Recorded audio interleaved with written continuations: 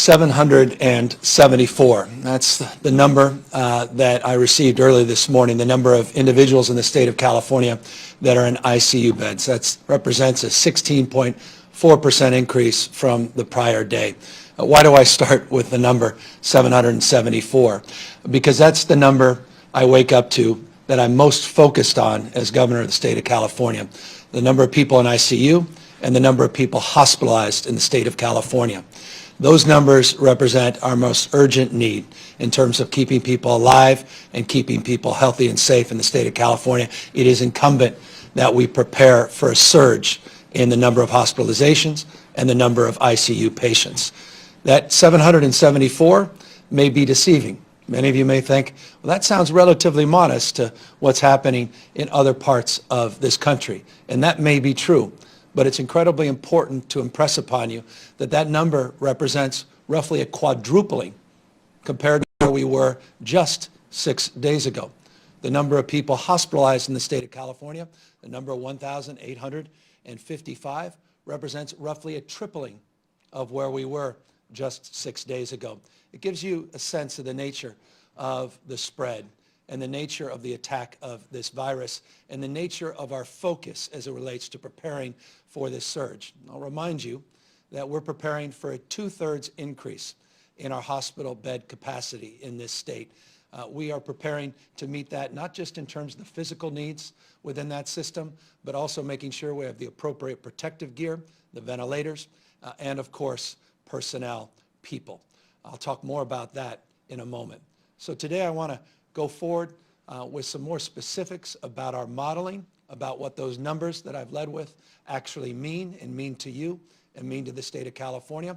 I'll ask Dr. Galley here in a moment to provide an analysis of our current modeling, recognizing that our modeling is dynamic and our modeling is unique to the state of California, not necessarily trending with other parts of the country.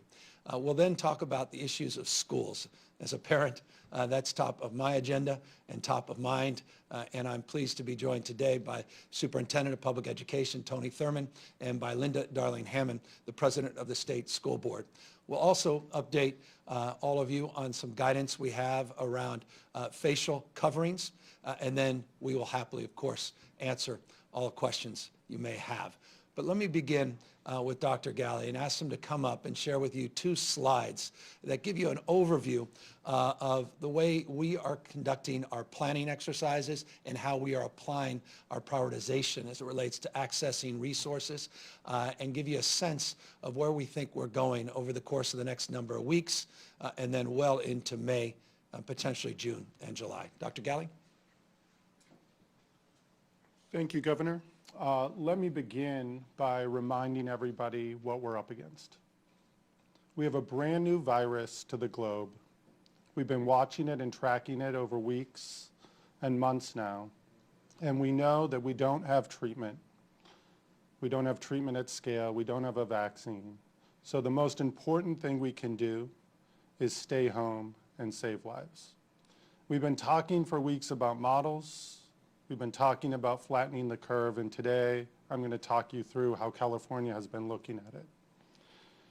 I want to remind you that nearly 3 weeks ago, we began issuing guidance, first around limiting the number of people in mass gatherings, then a few days later, issuing guidance to protect our vulnerable populations, seniors, those people who are homeless, those people with underlying conditions, and then a few days later, limiting mass gatherings even further as an indication that we were methodically and thoughtfully implementing physical distancing across the state.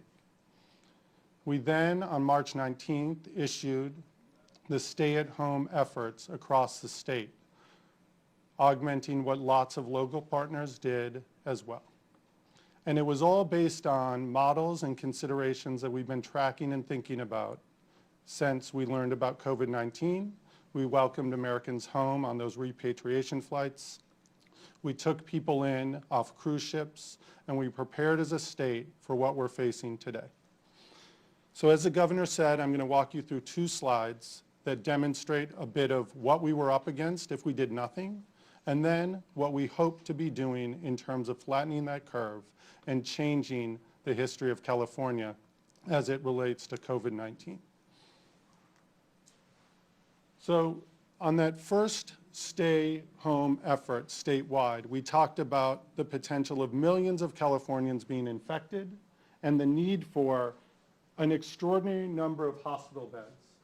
This black line here indicates our surge capacity. If you added that to our existing capacity in hospitals, we would just be above this 100,000 line.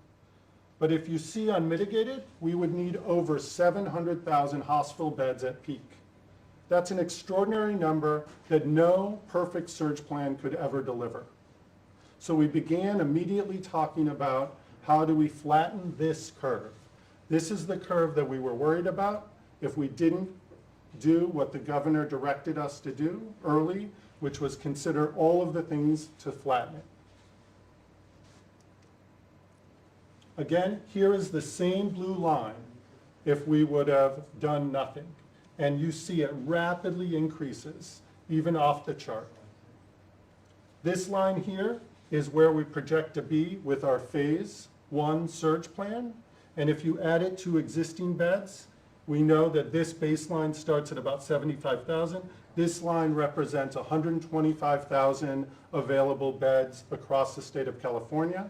When the governor speaks to 2/3 increase, this is exactly the line where we hope to be. And I'll remind you that this line builds over time as well. And we are working hard with our local hospital partners, our local counties, our local labor unions, to make sure that we not only have the spaces for these beds, but also that we have the staff and supplies to meet the need.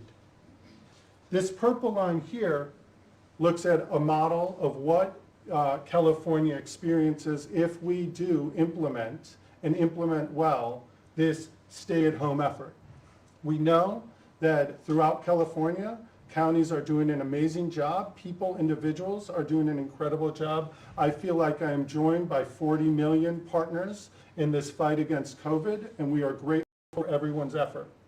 But I want to remind you that in order to keep this line and stay to it, we need to deliver on these efforts on physical distancing. And that means holding each other accountable, working within our communities to do all that we can do to stay home and save lives. I want to point out that even in this scenario, which is not the best case scenario, this is if we do what we are doing today, we do cross this line. Our effort is to move it as far to the right as possible so that we can ensure that we have the capacity in our healthcare delivery system, not just in hospital beds, but in ICU beds and ventilators. And the governor is absolutely right. We will need more and all of these things that we can accumulate. And that's why the efforts across the state, our efforts to procure as much as we can in terms of those supplies and ventilators is very key to our ability to not just move this to the right with our own personal efforts, but potentially lift this line as well. These points on the graph demonstrate what we're experiencing today. These should not give people immediate hope.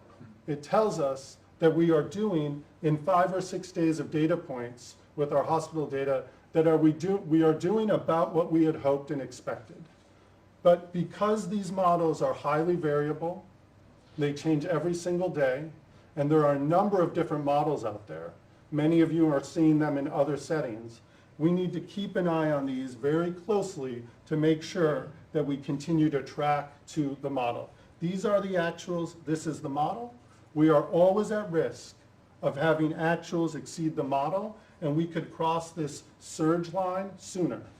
And we need to do everything in our power to ensure that we keep this line as flat as we can and continue to support our communities in that effort. We will continue to be able to highlight where we are on this model and share that with you, give us feedback as a state on how we're doing in implementing those stay-at-home efforts, and it will help you understand when we bring out new considerations around on different elements of our stay-at-home effort in order to make sure that we bring this line down as flat as we can and that our actuals track to that effort. With that, I'll turn it back to you, Governor.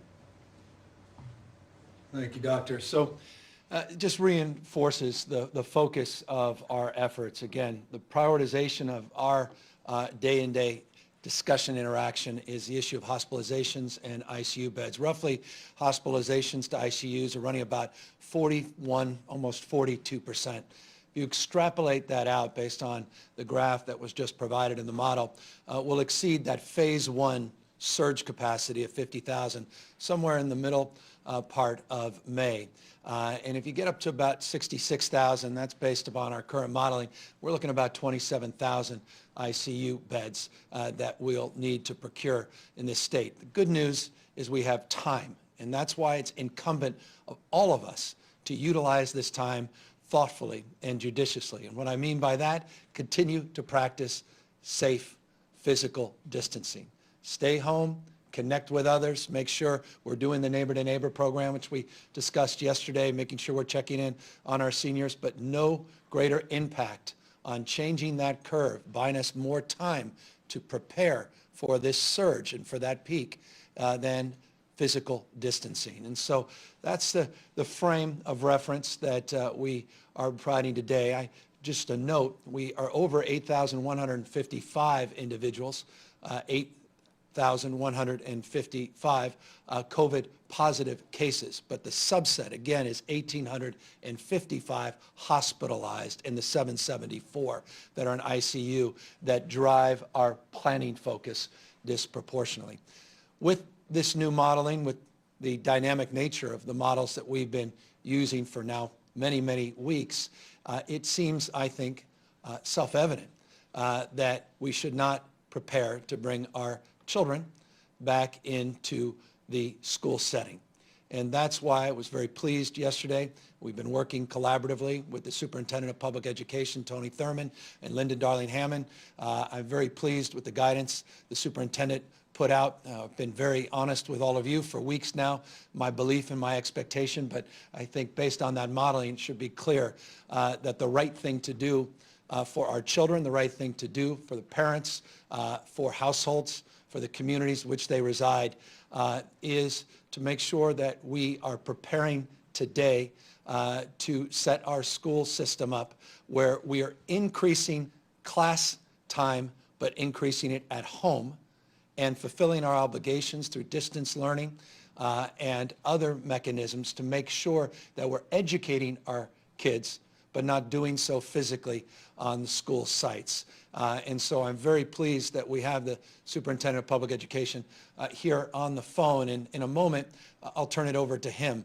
But with the expectation now that the schools will not reopen, but classes are in, we also recognize our responsibility to make sure that we're not only educating our kids, but we're feeding our kids. And before I turn it over, I just want to make two quick announcements along those lines.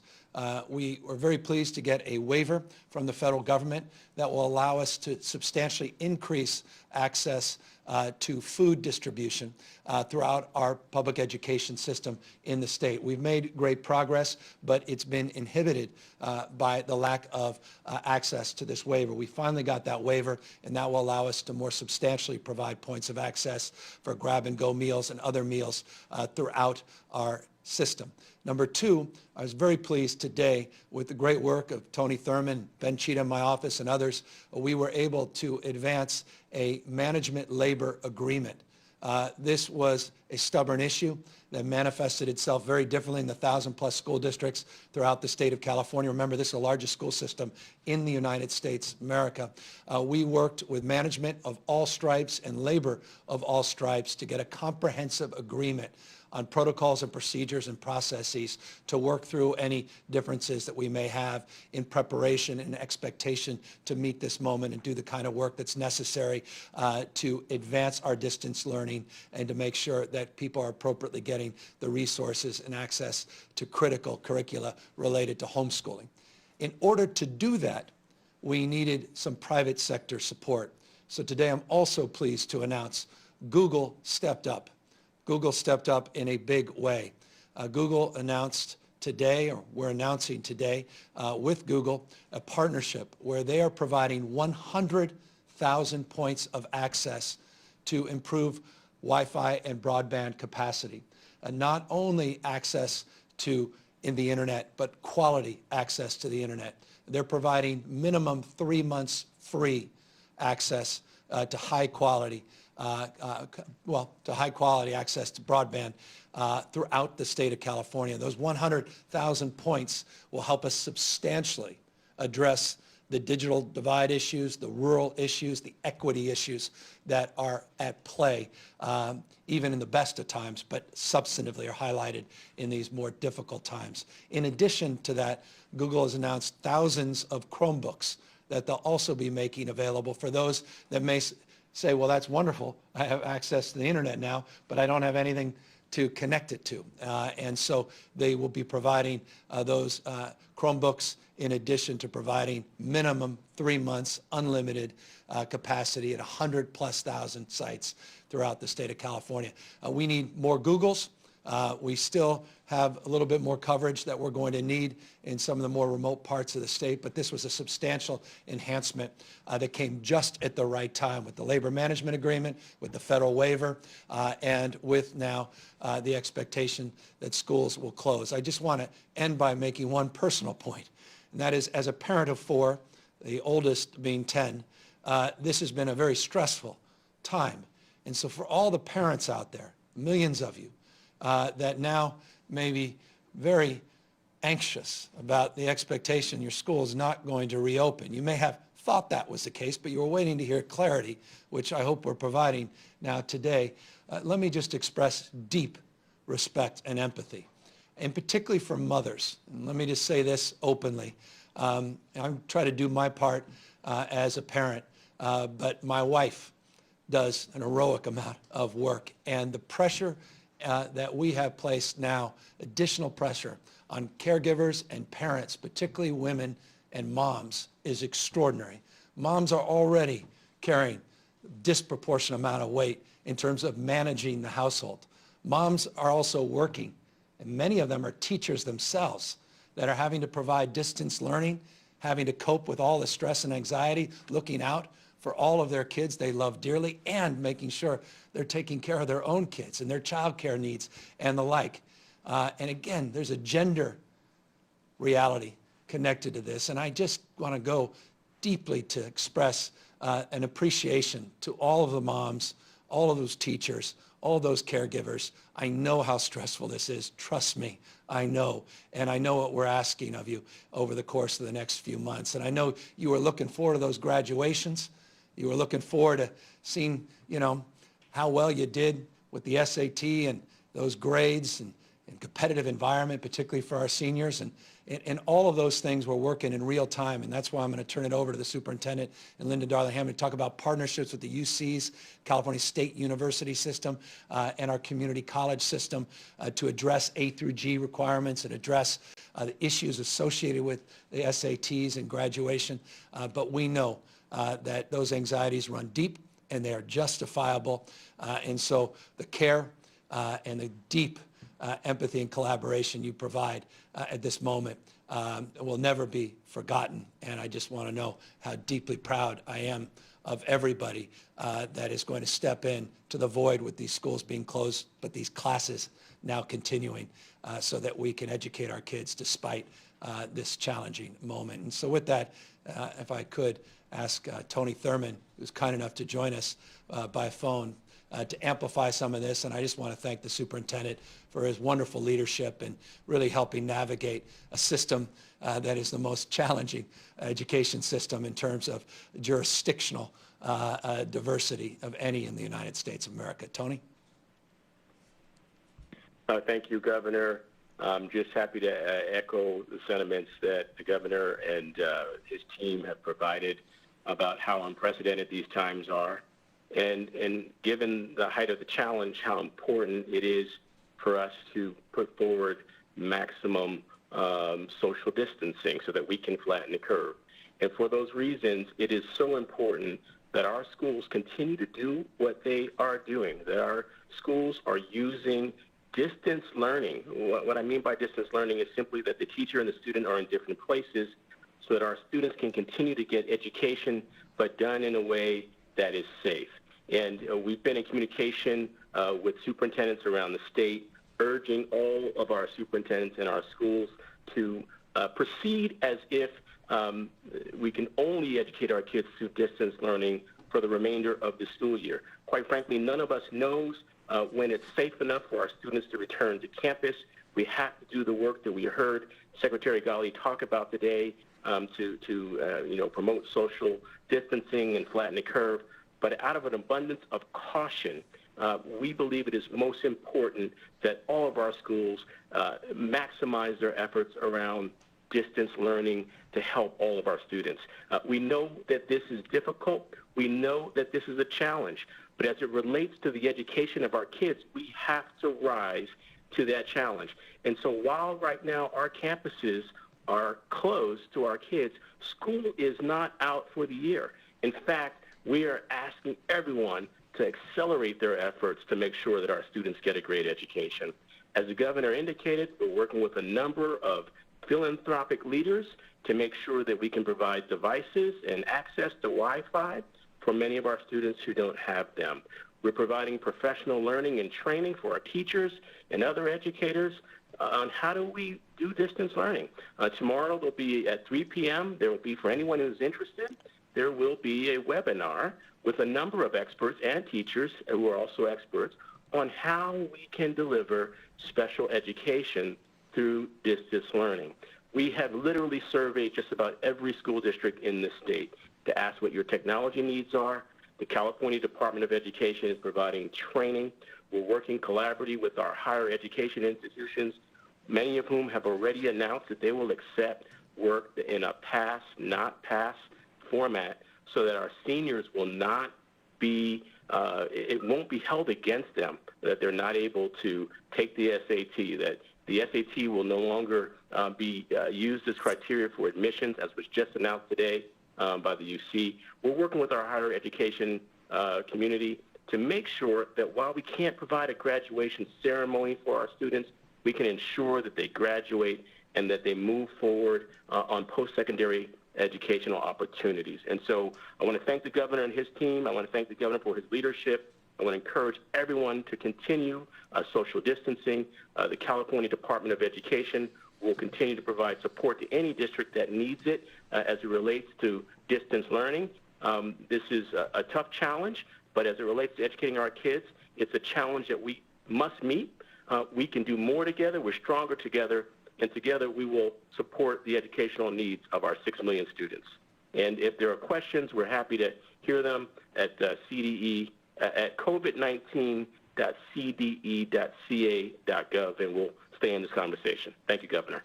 Thank you. I appreciate you joining us by phone. I'm also very grateful that we have the President of the State Board of Education, Linda Darling-Hammond, who's on the phone. And Linda, I just want to ask you, and maybe you can give us a broad overview, the work you're doing to reinforce what the superintendent just said, that schools are closed, but classes are in. That just because the campus is closed doesn't mean we cannot accelerate learning in the state of California.